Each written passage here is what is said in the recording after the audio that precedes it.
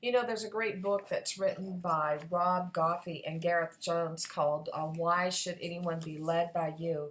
And I have my leadership team studying this book for the ALC for this year. You know, in chapter one, it talks about be yourself more with skill. Whenever I talk to leaders across the nation and whenever I talk to my ALC, I ask them, you know, frontline supervisors, which of the competencies that they would like to develop. And they say, you know what, in my family, in my home, in my business, I'd love to become a more effective leader. Um, they have seen that leadership makes a big difference to their lives and the performance of their real estate businesses.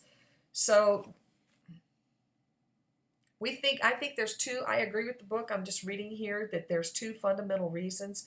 First, organizations desire leaders but structure themselves in ways that kill leadership. That's one of the things I'm so happy about Keller Williams is that, you know, it's not just about developing your real estate career, but it's also about developing you on a personal level. And far too many of our organizations in business in the public sector and in the not-for-profit public sector are machines, unfortunately, that are for the destruction of leadership. And there's a lot of real estate companies out there that don't attack this issue. And I don't think that if you're not leading your business, who's leading your business? And I think it's important to really, for a real estate company, for if we're going to help agents build their businesses as businesses and something worth owning, I think it's important to help them develop as leaders of the community, leaders in their family, leaders in their businesses. It talks about how leadership is situational, and we've got to have a leadership style that fits the moment of the time. You think about Churchill, and whenever he was a great bulldog during the war, but after the war and the rebuild of Britain, it wasn't what was called for at the time. Brian, come on in. Come on in. You know, I'm talking about leadership this morning. You are. I'm talking about leadership and about the development of leaders and how leadership is relational. Absolutely it is. Okay, what is your thought about that? Well, I think having a great relationship with the leader is it's massive, and the way to develop that, or one of the ways to develop that, is to have respect in your leader. And the only way you're going to develop that respect into your leader is to have someone that's actually valid. Having a valid leader is huge.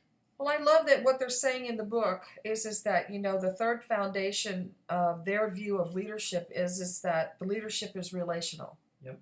You know, you can't have a leader and not have any followers. I love it what Maxwell says is that, you know, if you think you're leading and you turn around and look and no one's following you, you're only taking a walk. You're not leading anyone. And he also goes on to say, John Maxwell also goes on to say, if you want to manage someone, manage yourself. Very true. Yeah. It also talks about in here about how leadership is situational and how I was just telling them that, you know, Churchill in his day was an amazing leader and had his bulldog style in the war. And then once the war was over, that bulldog style didn't work in the rebuild of Britain. Yep. The same thing was true of President Bush Sr. Whenever we were involved in the Iraqi war. It worked during that time and era, but he went on to be beaten by Clinton. Yep. In the years later. Yep. So that leadership style didn't necessarily work. I think it's a really good book for you to read. Why Should Anyone Be Led by You? And begin to develop your leadership skills. And I'm going to challenge you, my ALC, to get behind this book. It says here too, me, myself. First, to be a leader, you must be yourself. I think that's talking about being authentic. Being authentic in all things. You know, be yourself in all things. What does it mean to you for you to be authentic in your behavior? Well, I think if you're faking it, it becomes very obvious to people.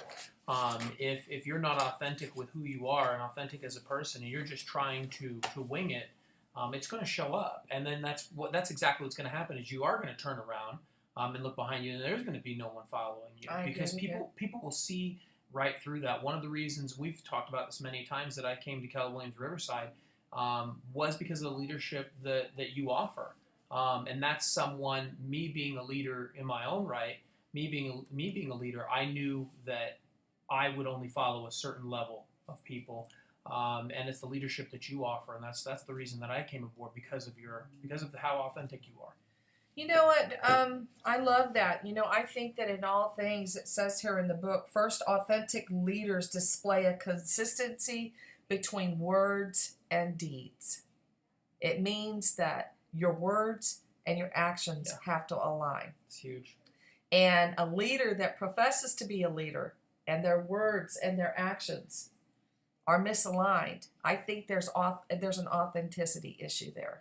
Talk is cheap. Yeah. Listen, you know what, guys? It's always a pleasure to be before you. I'm going to really work on developing some leadership moments for you out there. I think it's my time back to the community and helping develop leaders. And as always, if you have anything you want to talk to me about, or if there's ever a time that you'd like to come and sit with me and just talk to me about leadership, I'd love that. I'd absolutely love that. Call me at 951-776-5710. This is Deborah Murray with Keller Williams and Brian Felt. Yep. Yeah. We're co-team leading this office and building greatness. Have a great day. Take care. Bye.